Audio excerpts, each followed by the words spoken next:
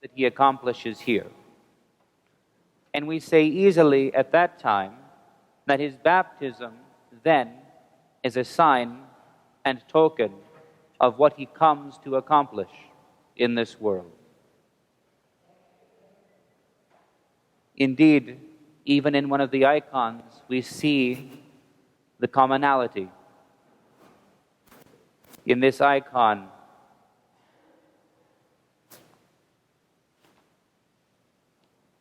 which we show today, this icon of the Lord being taken down from the cross as behind him and going into the tomb, this precise service, we see in the form of a tomb as it is here.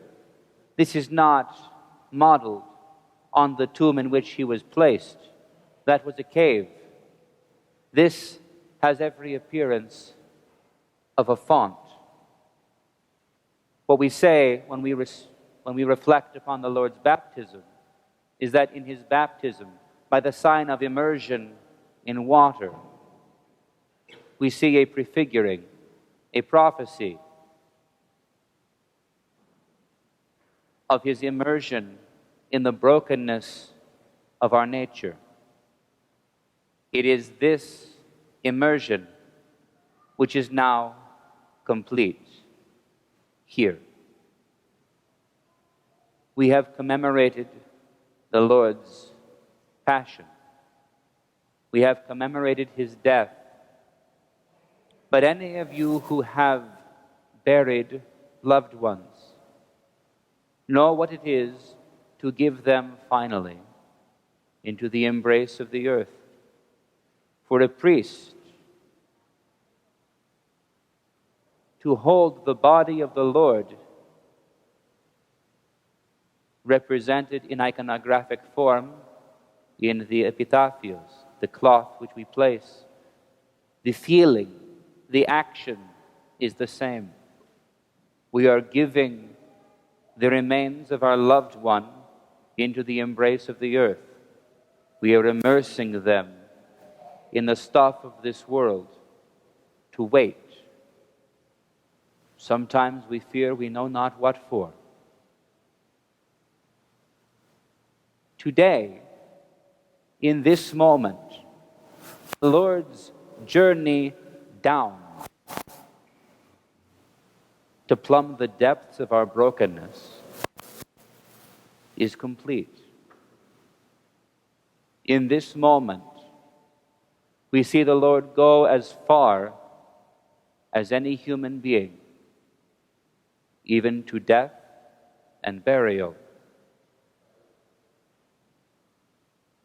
And we marvel at the love which drives this condescension, this lowering of himself. Almighty God, become man, become mortal, accepting death and burial. There is another side to this coin, and we begin to see it even from now. Because having plumbed the depths of our brokenness, the Lord goes still further. He begins to break new ground. He becomes, as we say, the author, the finisher, the pioneer of our nature, of our faith. From here, he begins to transform death from a curse of separation into a doorway into everlasting life. That door will not finally open for us in this Holy Week until midnight tomorrow, when we receive the light from the empty tomb. It will not open for us in each of our individual lives until the glorious day of the resurrection. But we see now the change begin. As soon as we conclude here, I will put up the purple vestments. I will not wear them again for a year. We change the cloths on the altar table from purple of mourning to the gold of the Lord's triumph.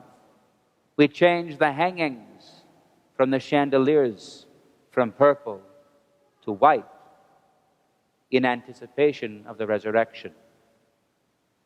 This moment is the last of grief. From here, we cast our eyes fervently, eagerly, hopefully, to the dawning of the light of the risen Christ upon our eyes and our hearts. To all who grieve a loss recent or old today, we are called to see that the Lord is with us in death, in brokenness, in hopelessness. And then we are called to take hope. For being with us, He leads us out. And as we process tonight around the church, this is the journey that we will take. From the life that we have had, taking the first steps of the new life that the Lord calls us to walk in, following Him. God bless you all. As we come up, we will venerate the icon of the Lord, and then, for a blessing, we may pass under the epitafios. As a note, I have heard it said recently that women who are experiencing their time of the month have been told previously that they should not pass beneath the epitafio. I have no intent to judge or criticize any who might say this. This is an ancient tradition that has been handed down. But I must say too, it is not a tradition of the Church. Everyone who is here is welcome, regardless of their situation in life, to pass under the epitafio, to receive the blessing of the Lord, who is with us in our brokenness and who leads us into wholeness. Please do not refrain for that reason or for any other. God bless you.